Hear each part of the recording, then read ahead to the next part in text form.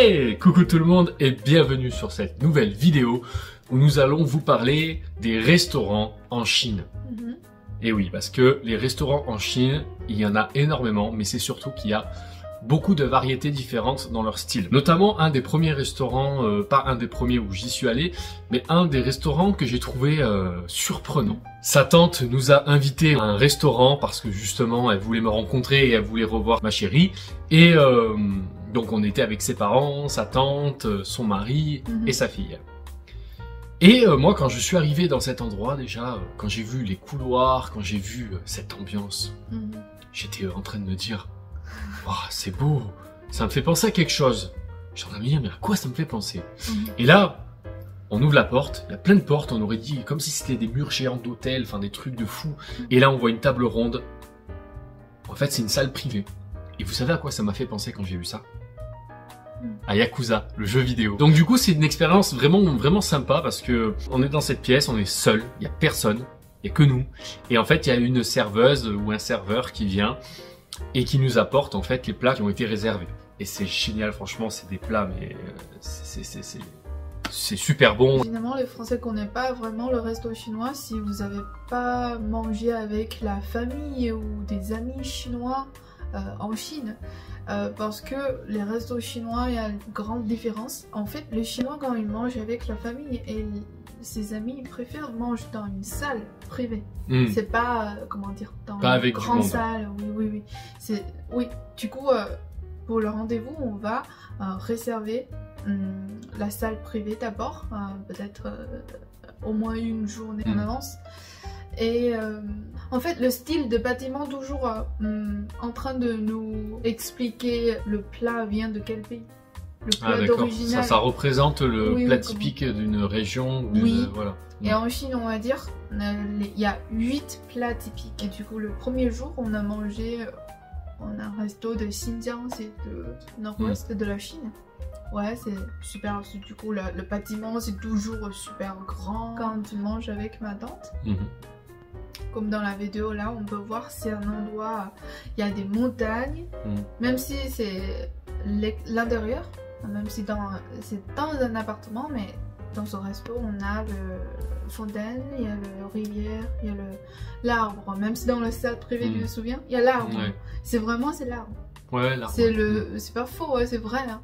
Parce que ça, toujours les paysages comme ça dans le resto, on va dire, c'est un resto vient de sud. Leur plat typique, c'est de sud. C'est intéressant parce que c'est vrai qu'en France, à ma connaissance, ça n'existe pas ce genre de restaurant avec des salles privées. La majorité, on mange toujours avec des gens autour de nous, c'est toujours comme ça. Ça me fait choquer en fait parce que moi, avant j'étais en Chine, j'ai entendu vraiment pas mal de clichés là, dire les Chinois toujours manger super bruyant quoi. Pour ça je comprends pas trop parce que on dirait les Chinois toujours manger dans la salle privée, on s'entend pas. C'est isolé, ouais. Oui, c'est assez isolé, on s'entend pas vraiment. C'est rare qu'on mange dans une grande salle avec tout le monde, c'est vraiment rare. Sauf que peut-être il y a des couples, juste 2 personnes, on va pas réserver une salle, c'est bizarre pour moi. Et après, quand j'arrive en France, une chose m'a pu choquer, c'est tout le monde mange dans le même... même si avec plein de collègues, toute la famille, on mange toujours ensemble avec tout le monde. Exactement, parce qu'en fait, la différence c'est que entre couples, nous quand on mange au restaurant en Chine, voilà, on mange avec du monde, on s'en fout, voilà, on est entre couples, on est tous les deux. Mais quand on est en famille, alors parfois ça arrivait quand on était avec ses parents, oui, on mangeait dans des endroits où il y avait du monde. Mais voilà, on était juste avec ses parents et nous, donc c'est pas trop grave. Mais quand moins de 4-5 personnes, ça va, mais après quand c'est une grosse rencontre, quand il y a beaucoup de personnes, en principe les gens préfèrent réserver des salles privées justement pour déjà être entre eux, pouvoir parler comme ils veulent, plus tranquille, etc. Et puis il y a une ambiance, il y a vraiment tout un décor, tout un style. Il y a des canapés dedans. Exactement, il y a vraiment, c'est génial. On a l'impression d'être dans une maison. En France, quand on commande, quand on prend des plats, on a généralement entrée, plat, dessert. C'est un petit plat, petite quantité en général, c'est pas énorme. En Chine, pour rendre moins cher qu'en France, vous avez votre plat que vous voulez commander, mais vous avez également plein de petits plats plein de petites choses un peu partout.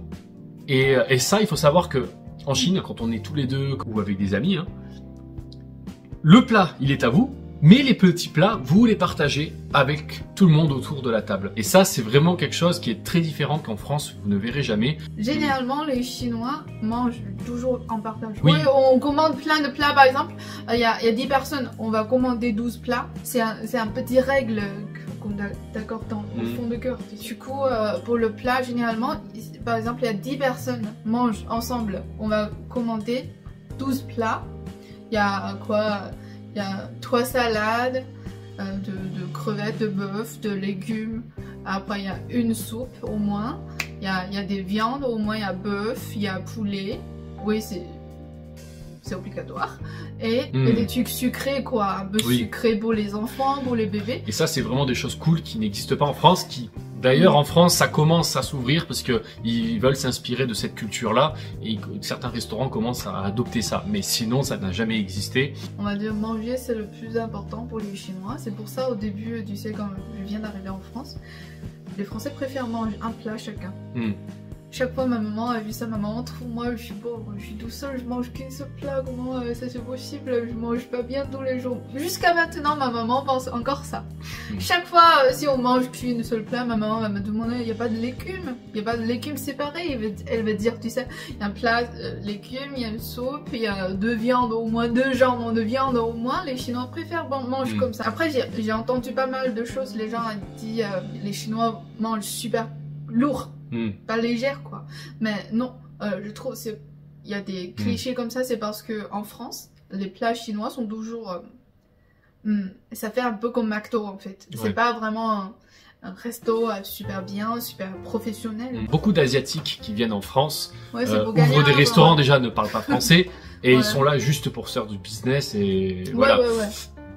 Alors que attention, il existe des Asiatiques qui viennent en France, qui sont vraiment passionnés de la France, hein, qui aiment la France et qui ouvrent des restaurants ici pour faire découvrir, pour faire découvrir leur cuisine, la véritable nourriture asiatique. Mais ça, je pense qu'on en trouve peut-être à Paris, dans d'autres villes un peu, voilà. Grandes villes, quoi. Mais dans certaines petites villes, la plupart, c'est du business. Hein. C'est comme pas que des Asiatiques, mais même des Français qui ouvrent des restaurants en France. Juste pour du business, hein. Il faut pas croire qu'ils font de la cuisine professionnelle, que c'est facile, t'as pas besoin de diplôme pour ouvrir un restaurant. Donc c'est l'accessibilité, on va dire. Et comme au début j'avais dit que il y a au moins 8 grands typiques de plats en Chine. Par exemple, le plat vient du nord, c'est toujours un peu lourd, un peu viande quoi, parce que le nord est super froid. C'est pour comment dire, garder l'énergie dans son corps. Et le sud, par exemple Shanghai, par exemple Hangzhou, Canton, le plat est pas du tout lourd, tu sais, c'est plus légère, pas piquant, pas trop huileux. Du coup ça dépend, tu peux choisir comme tu veux en Chine, il y a trop de plats, il y a trop de typiques de plats, trop de typiques de resto. Et après une grande différence pour moi, tu trouves pas en Chine le resto c'est partout. Oui, il y en a partout. Vraiment partout. En France, non. Ouais, en France, non. Ouais. Alors, il y a des villes où il y en a un peu partout, des restaurants. Il y en a en France. Mais c'est pas comme en Chine. Vraiment, en Chine, faut comprendre, c'est une densité, c'est énorme. Et dans chaque rue, tu traverses une rue, t'en as t'as tout un tas de restaurants. Comme ça. En Chine, la plupart des gens n'aiment pas vraiment cuisiner chez eux. La plupart du temps, ils aiment bien aller au restaurant, manger au restaurant parce que c'est qualitatif. Surtout pour les jeunes. Soit il va utiliser le Uber Eats chinois, soit par exemple les jeunes qui sortent manger avec les collègues. Pour le business, pour tout ça, il va aller chez le resto, il va pas vraiment inviter les amis des collègues à la maison. Après, je peux pas dire 100%, hein, par exemple pour mes parents, c'est super rare que j'ai vu mes parents inviter les amis à la maison pour manger ensemble, on est toujours mangé dehors. Puis surtout, il faut savoir une chose, c'est que les restaurants, c'est pas cher en Chine. C'est pour ça aussi que ça permet aussi aux Chinois de préférer manger dehors, parce que c'est vraiment pas cher, alors qu'en France, un restaurant, c'est vraiment cher. Quand on a presque un plat à 20 €, voire à 30 €, enfin, en Chine, c'est moins de 9 € hein, que vous avez un plat. Après, si on mange tous les deux au resto, tu te souviens, 9 € pour deux. 9 € pour 2 personnes, après, exactement. Le dessert, boisson, dessert. Tout ça compris, exactement. Ouais, c'est ouais. vraiment pas cher. La Chine est tellement grande, ils ont des terrains énormes que du coup, ils cultivent tout eux-mêmes, ils font vraiment tout eux-mêmes, ils ont énormément de produits, ce qui fait que c'est pour ça que les légumes ne sont pas chers, même les fruits, alors que par exemple dans d'autres pays d'Asie, ça va être beaucoup plus cher parce que justement, ils n'ont pas autant de terrain. Voilà, ils importent. Il faut savoir également la différence entre les restaurants français et chinois, c'est qu'en France, quand on commande, déjà, on arrive dans un restaurant, on attend que le serveur vienne nous dire où on peut s'asseoir et on attend que le serveur y vienne pour nous demander ce qu'on souhaiterait avoir, etc. Et après, on attend, il nous apporte le plat, voilà, on a un menu, il nous apporte le plat. En Chine, c'est totalement différent. En Chine, on rentre dans le restaurant, on s'installe où on veut, c'est nous qui choisissons, pas besoin d'attendre qu'un serveur vienne nous voir. On s'assoit, on attend, quelqu'un vient nous voir à la suite et il nous demande ce qu'on veut. On a juste à dire tout simplement ce qu'on a envie d'avoir. Pas besoin d'avoir forcément une carte. On l'a vu en arrivant, ce que le restaurant possédait, soit parce qu'il a une affiche ou tout simplement parce que on a vu des plats et on sait ce qu'on veut. Pour moi, quand je commande en France, le menu c'est que les mots dessus. Que les mots, il n'y a pas de photos. Oui, alors qu'en Chine, il y a des photos à chaque fois. Toujours des photos. Vous avez toujours le nom du plat avec la photo. Oui, quand on entre dans un resto chinois, c'est toujours une grand mur avec tous les photos de plat. Et après, parfois le resto, tu te souviens, sur la table, il y a le petit code de QR. Oui, QR code. On peut scanner pour regarder par le Oui, en effet, en effet. Vous pouvez regarder votre menu avec votre téléphone, vous avez un QR code, vous scannez, et là vous avez la liste du menu qui apparaît. Vous pouvez avoir dans un restaurant où on est allé, vous avez un bar. Et en fait, dans ce bar, il y a plein de petits plats.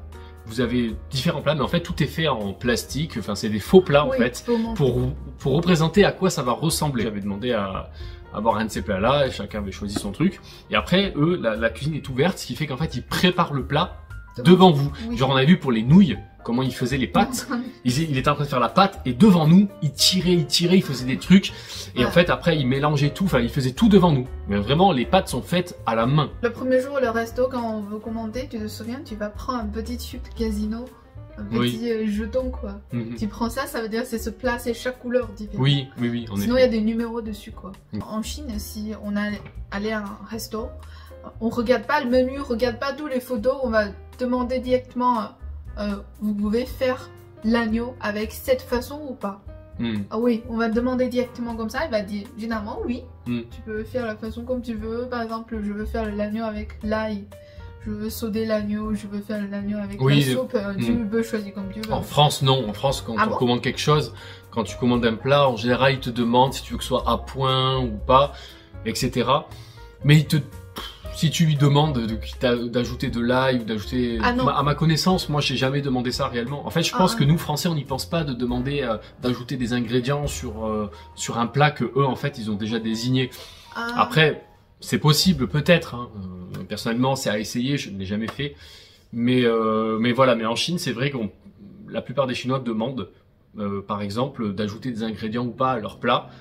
Si vous allez à Pékin, il y a un resto de canard, faut manger, ça s'appelle Siji Mingfu. C'est très très bon, elle arrête pas de me dire, c'est super bon. C'est vraiment super bon, vous pouvez voir le processus, comment traiter le canard, le chef devant vous, tout ça. Vous mettez un fleur dans l'assiette. Ouais, c'est super cool, moi je trouve ça assez stylé, mais juste faut faire la queue quoi. En tout cas, n'hésitez pas à liker, à partager la vidéo et à vous abonner, et on se dit à la prochaine pour de prochaines vidéos. Bye bye.